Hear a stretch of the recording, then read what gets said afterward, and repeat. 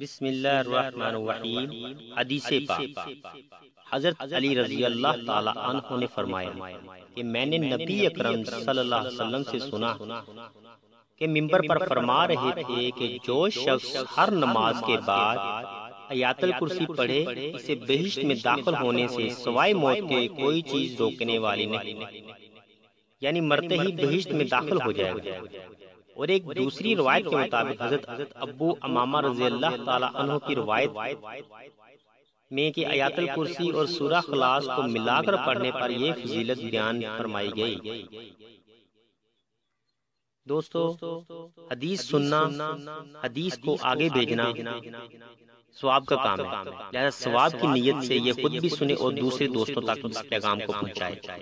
واللہ اعلم۔ اللہ حافظ۔ السلام علیکم ورحمۃ اللہ۔